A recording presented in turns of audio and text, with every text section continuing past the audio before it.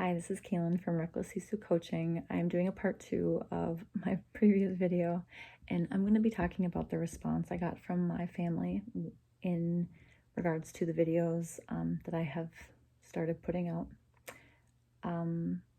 They have seen them, which I'm not friends with them on social media, and I did not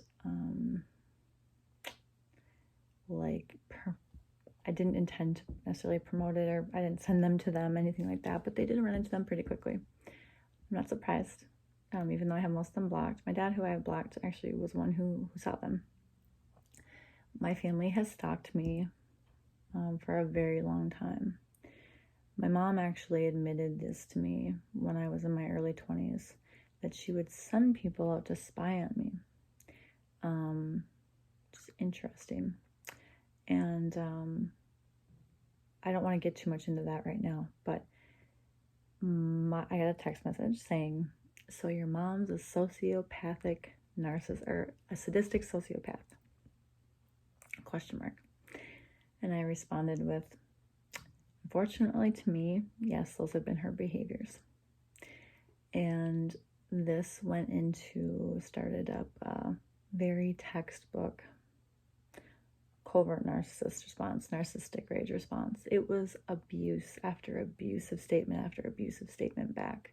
I mean, we challenged my ability to parent. I mean, we're talking like, my children don't love me. Clearly, my relationship, talk about below the belt, lower.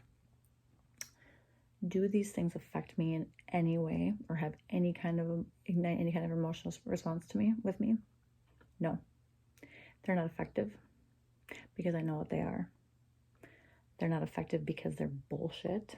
They're not effective because they are a projection of their own crap. And they're not effective because, you want to know what? A healthy, non-disordered, non-narcissistic, non-sadistic, sociopath, psychopath parent would be completely devastated if they believed that their child felt the way that I feel, and is abused and victimized by them as I do and have and expressed. He did not. He didn't give a shit how I felt. That wasn't the concern. What the concern was to tell me I was wrong, to tell me that there's something wrong with me, that I'm bad, and to feel bad for him, to feel bad for them. That's not healthy. That's what a narcissist would do. That's what a psychopath would do, and that's what a sociopath would do. It's not healthy for a mother to be talking to her daughter who's crying. Your daughter's crying, and she's asking, sad because she hasn't seen her children in 2 months because they were taken from her, and just my ex stopped responding to me. And my mom sat at the house with my children 3 blocks away and laughed at me and made faces at me as I cried. And I said, why don't you love me? What did I ever do to deserve this? Why do you treat me so badly? And she said, you are not a mother. You haven't been a mother for a long time. Why don't you just go away and leave us alone already?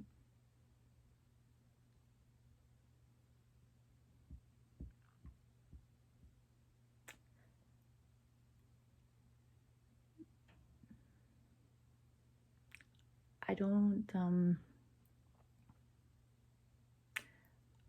know how to respond or connect with that, because there's nothing in me that could ever have or understand a response like that. Literally laughed in my face as I cried. Devastatingly cried. I mean, I was in the most pain I've ever been in, missing my children, aching for my children. When you tell your child that because she struggles with addiction, even though she was the first person who sent a bottle of alcohol with me in high school to a tournament, that some people don't deserve to be parents. Some people don't deserve to be parents because they're they've struggled with substances, or did. I don't anymore. I'm in recovery. I've been in recovery for a long time. I've been in recovery. I would say, I mean, I went to treatment for the first time because my mom made me when I was 23, because I drank on the weekends. I was in college age, and drank on the weekends. And that made me an alcoholic to her, because my parents didn't drink heavily.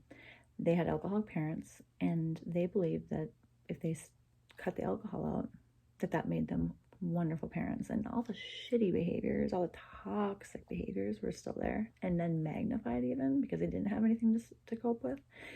And that made them holier than thou, better. And any amount of alcohol, any amount of substances was a horrible thing. Although all of my siblings, all of them drank, all of them. And I have a brother who, I mean,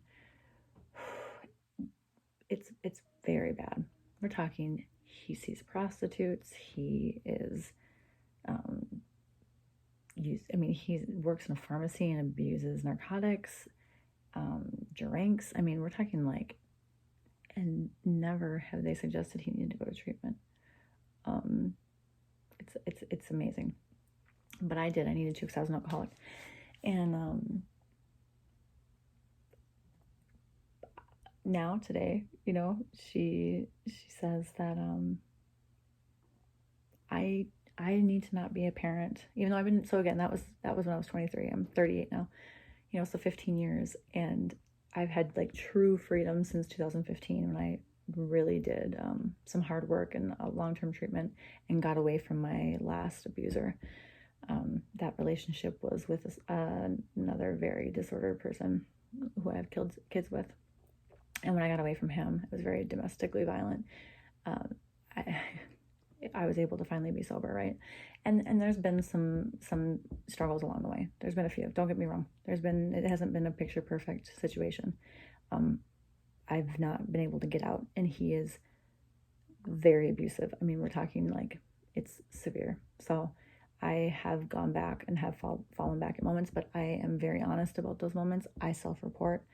I, put all the things in place to help keep me sober and get healthy. And I'm by far in a very good, stable place, very healthy. But I do have that. I mean, those are things I do struggle with. And I had a relapse back last year. And that was when the abuse had just escalated tremendously. And that was been our cycle, and it's not an excuse, because it's not, but it happens. It happens. And she tells me that I need to, that no one can do it with me, and that I need to do the kind thing and let my kids go. And I need to just let them go, and I need to walk away from my children until I fix my addiction, until I fix it, until I cure it. And I'm sure that I'll never, ever, ever do it again.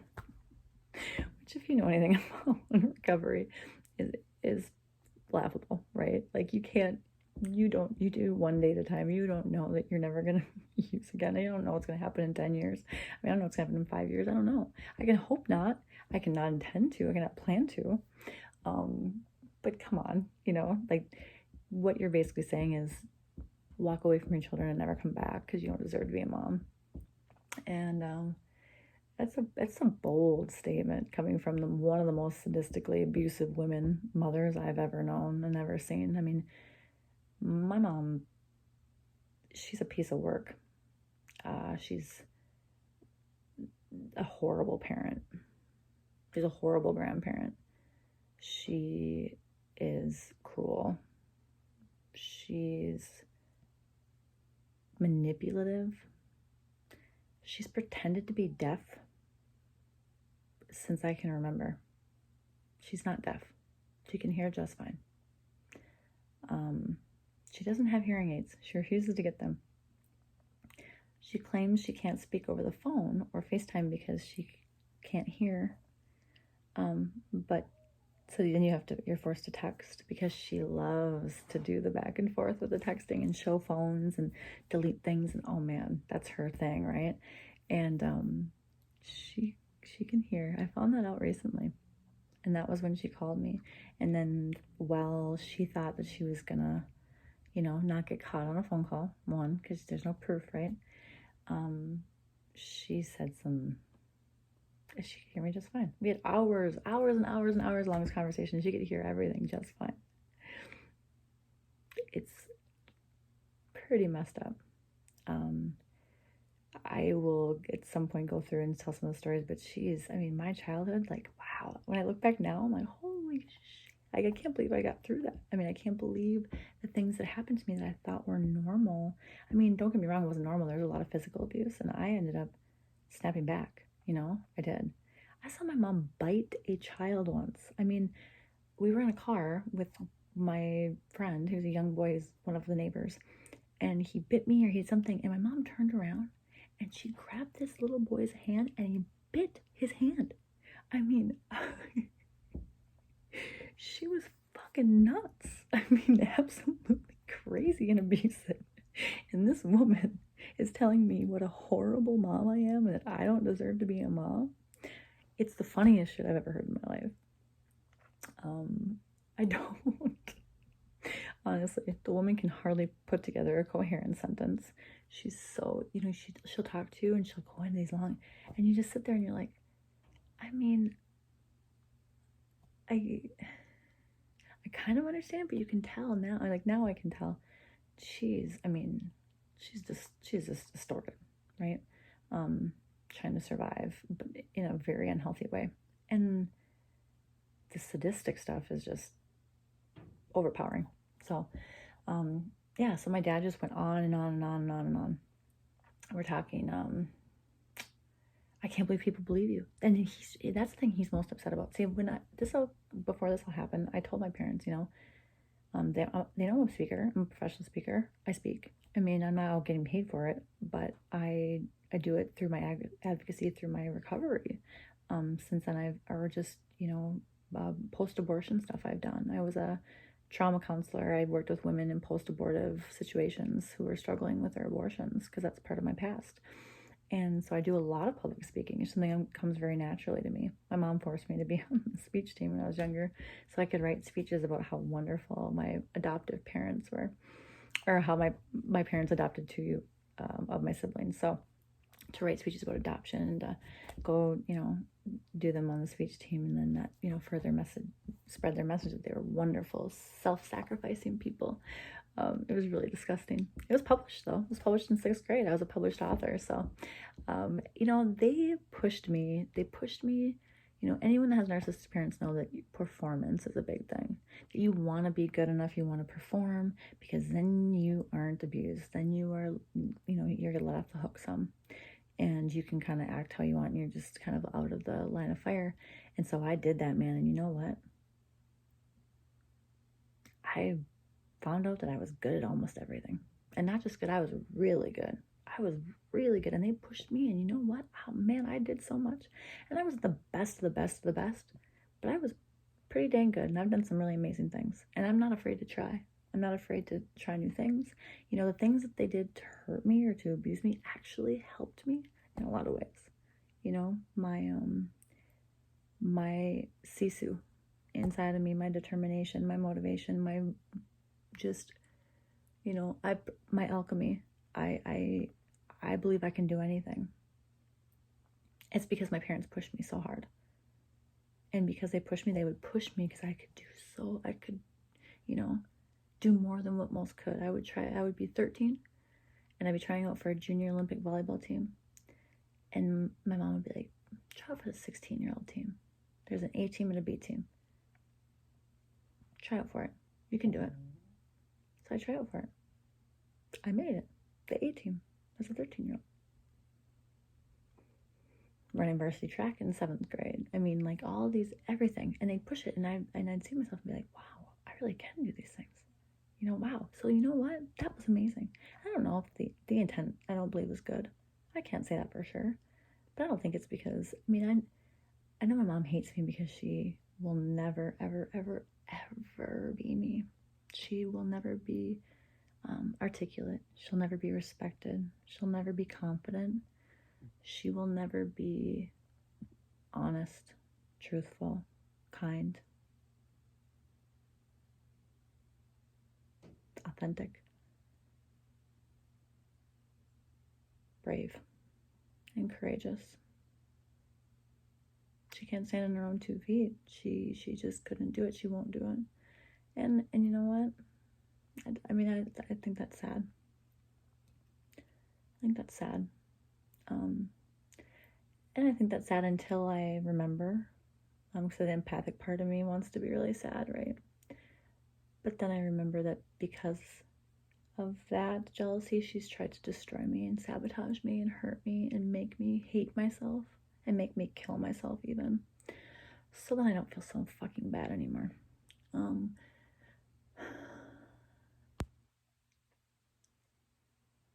Coming to the conclusion that my parents, and my mom specifically, want me dead, and that they hate me so much, and that they refuse to even try to love me or accept me, and that they've turned all my siblings against me, that they have aligned with my biggest abuser and father of my children, who abuses the shit out of my kids too. And she has brainwashed my daughter, aided and abetted, did put the nail in the coffin on alienating my children from me, my daughter from me specifically.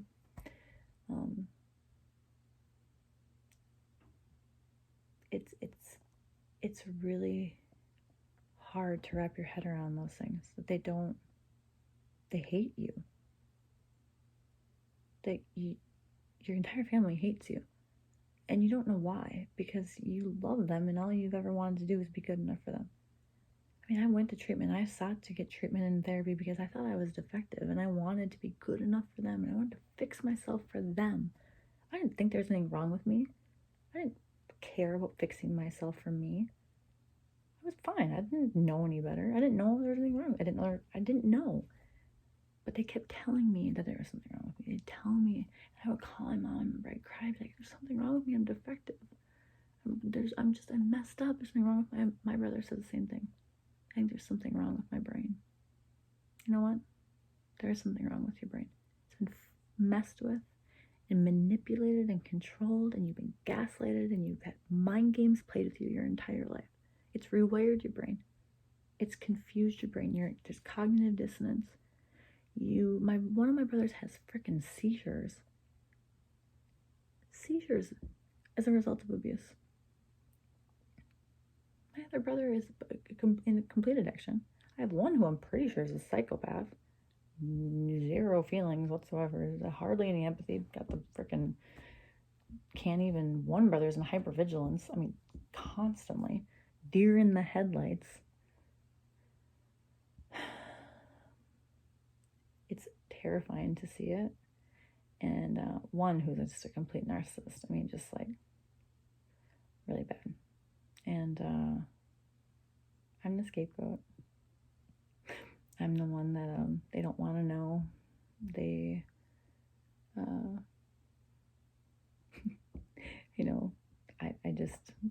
I can do no right. I can do no good. And if I do good, they fucking hate it. I mean, they don't think I deserve it. I don't deserve it. And you know what I think in my head? I don't deserve it.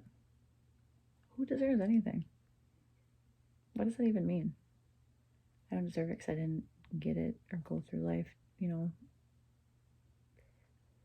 the same whatever bullshit context that I was supposed to, or that society set up for me. That because I didn't finish college and I, had to go to treatment and use substances and alcohol, whatever, these things, that I don't deserve to be successful, even if I work hard for it. Nothing was given to me. Not a fucking thing on this planet has ever been given to me. I mean, not even unconditional love. I mean, we're not even talking like the basic functions of being an adult or, anything. I have had to fight for everything myself. my whole life. My mom did pay to have a tooth pulled for me, though. That was nice. Thanks, Mom. I do appreciate that. So she did do that. She did pay for an attorney one time for me for custody. There are a few things here and there. People have helped me along the way. You know, usually it's acts of kindness, you know, here and there. Most of the time it was done by disordered people who did it for a reason, and I definitely paid the price, and it probably wasn't worth it to begin with. So probably put me in a worse place. So I'll tell you this, that yeah, nothing's ever been given to me. I fought to be here, and I do deserve it. I deserve whatever I get, because whatever I get is what I've made happen in myself. And I've changed myself, and I have found healing, and I've found goodness. I found my way back to goodness, because there's some years I spent that I wasn't very good. So I'll get into that another time. It's already 20 some minutes in. I swear I could talk about this stuff all day and all night. It's amazing what we go through and what I've learned. You know, I found a new community of people, and I'm feeling much more validated and finding myself more than I ever imagined and dreamed of. I hope you have a wonderful evening. I hope you're taking care of yourself. Remember that you are loved, you are strong, you are brave, and you are in control of your destiny. No one else is. Don't give anyone else that power.